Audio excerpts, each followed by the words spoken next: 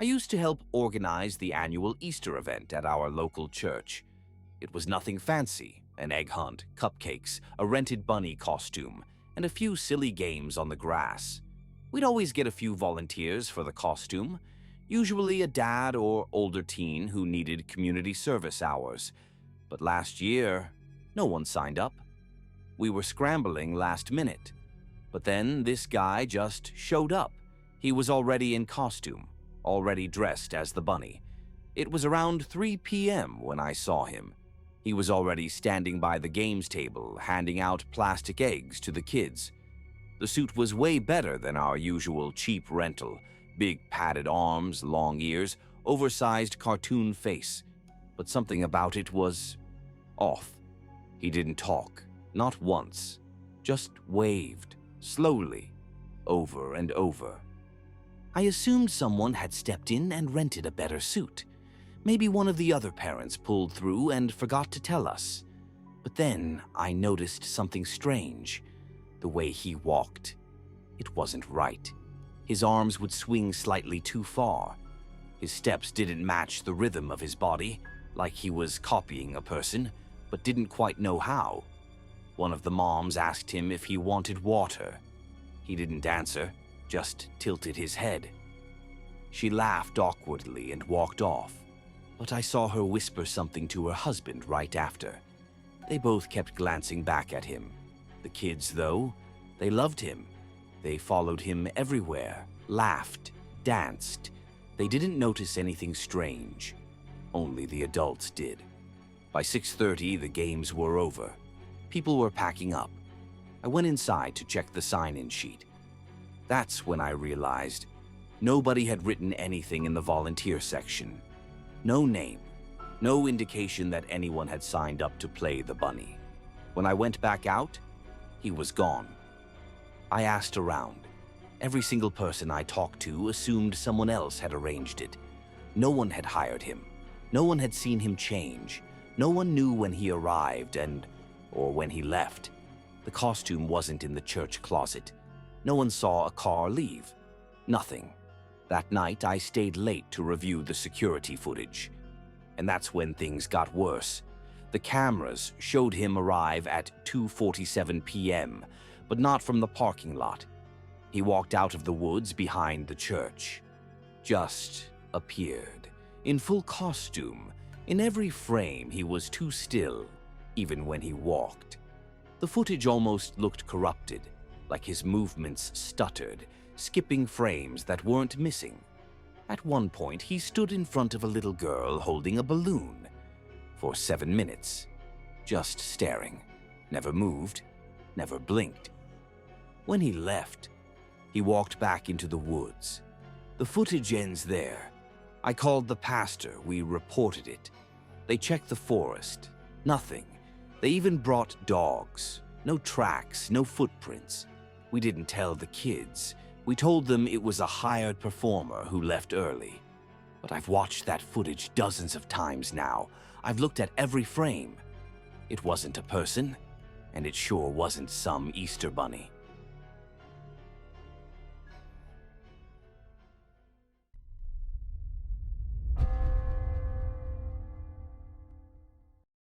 You know how adults always say, "You'll understand when you're older." Well, this one was the opposite.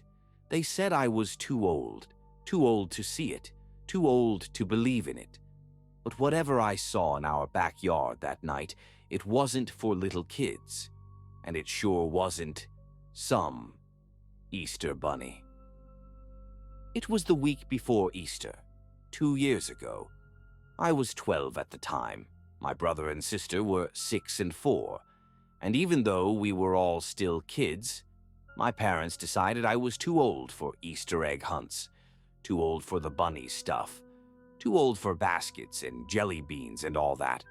So instead of hunting for eggs with my siblings, they had me hold the camera. That night, I was in bed around 10:30 p.m. I had my window cracked open just a bit, and I remember hearing something, like something moving through the grass. I sat up and looked out my window. Nothing, just the garden. our fake rabbit decorations, a patch of shadows by the hedge. But the weirdest thing, I heard a laugh. It wasn't a kid's laugh, it was quieter, like breath trying to sound cheerful. I remember thinking, maybe it's just the wind. But then I saw something move. I didn't say anything the next morning. I felt dumb. I figured it had to be my imagination, but I kept seeing things, little things, like the bunny decorations weren't in the same spot. One morning, its head was turned completely around. Another night, the sensor light on the porch clicked on, and I looked out and saw nothing, except a faint smear on the sliding glass door, like a face pressed up against the glass, then wiped away. On Thursday night, I heard my little sister crying. I got up to check on her. My parents were asleep, and when I walked past her door, I heard her whispering. She said, "But I don't want to see him again." I peeked in. She was sitting up in bed, clutching her blanket. I asked who she was talking about. She said, "The bunny with the long face. He waits by the flowers." I didn't sleep that night. Easter morning came. My siblings ran around the yard with their baskets. My mom asked me to film them again, but the whole time I stood there with the phone, I couldn't stop looking at the flower beds. There was something off about the way the bushes moved, almost like something had just ducked out of sight. My brother was about to run toward the bushes, and I yelled at him to stop. My parents scolded me for ruining the video, but that night I checked the footage, and in the background, you can see it. Something tall, white, just behind the bushes, crouched low, face long and wrong. That night, I finally saw it. It was around 2 a.m. I couldn't sleep. I looked outside and, at first, I thought it was a person in a costume. It had long ears, a stretched body, but it moved like it was on strings, like a puppet. It stepped into our garden, slowly, like it knew I was watching, and then it turned its head toward my window. I ducked. When I peeked back out, it was gone. But something was left in the grass. An egg, one of the plastic ones my mom had put away. I snuck outside and picked it up. Inside was a folded piece of paper, a sketch of my family, all of us smiling, except my eyes were scribbled out. My parents still don't believe me. They say it was a prank or a dream. But that thing comes back every year. Never for me, only for the little ones. And this year, my sister says it stood outside her window again, holding an egg. They said I was too old to see the Easter Bunny, but they were wrong. I still see him. I just wish I didn't.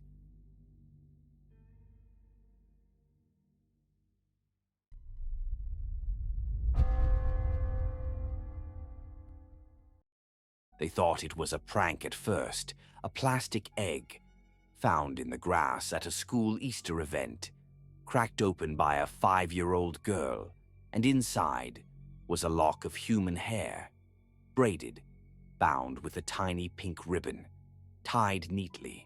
No one could explain it, and 2 days later, a little girl from that same school vanished, wearing a dress that matched the ribbon exactly. I was there that day, April 6th. It was a Friday. The school held its annual spring hop for the younger grades, and I was volunteering. My daughter was in kindergarten. I helped set up the egg hunt that morning. We checked every egg before hiding it. They were filled with jelly beans, stickers, maybe a tiny toy. Nothing weird, nothing sharp, and definitely nothing human. The event started at 10 a.m. Kids raced across the lawn, grabbing eggs, stuffing baskets. Parents stood back, smiling. Music played through a portable speaker. Everything felt normal, until little Clara Gutierrez started crying. I was standing near the cupcake table when I heard it, a sharp, scared wail that cut right through the chatter. Her teacher rushed over. Clara was clutching one of the eggs to her chest. She didn't want anyone to touch it. I heard her say through sobs, "It's hair, it's hair, it's girl hair." At first, everyone thought she'd just misunderstood. Maybe some shredded ribbon or yarn. Maybe a joke. But I was close enough to see when the teacher gently pried the egg open. It was real. A thick lock of light brown hair, braided, tied at one end with a pale pink ribbon. They brought the principal out. The hunt was stopped immediately. Parents were told there was a misplaced object and that the event was being wrapped early for safety. No one wanted to panic the kids. The egg was placed in a sealed Ziploc bag. Staff took photos, and the rest of us were left standing around in weird silence, trying to make sense of it. That night, Clara's mom posted in the neighborhood Facebook group.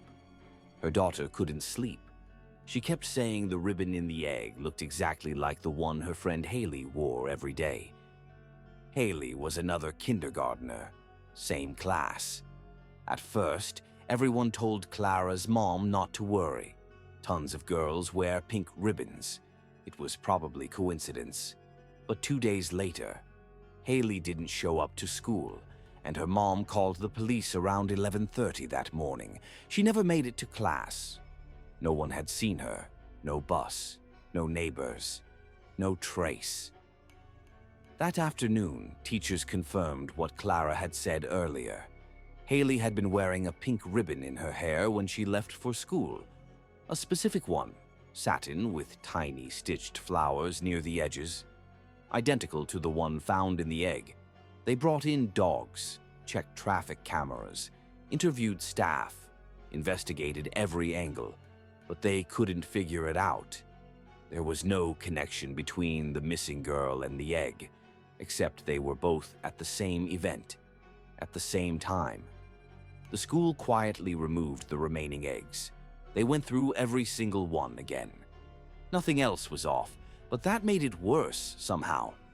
Like whoever planted it, did it once, on purpose, to send a message. And that egg, the one with the braid, it wasn't one of ours. We counted carefully. Someone added it. The story never made the news, not in full. They announced Hailey as a missing child, of course, but the egg, the hair, the pink ribbon, never mentioned. Too strange, too specific, too disturbing. It was easier to just focus on the disappearance. Weeks passed, no leads. The case went cold. Clara transferred schools. Hailey's parents moved out of state. But there's one last detail I never told anyone. The day we found that egg, I took a picture. Not of the hair, but of the egg before we opened it. Clara had dropped it near her basket, and I picked it up to hand to her. It was a weird color, off-white, like bone, not pastel like the others, almost like it wasn't made of plastic at all. When I zoomed in later, there were faint scratches on it, letters carved in, just barely visible. I couldn't make them all out, but the part I could read, it said, "She's mine now."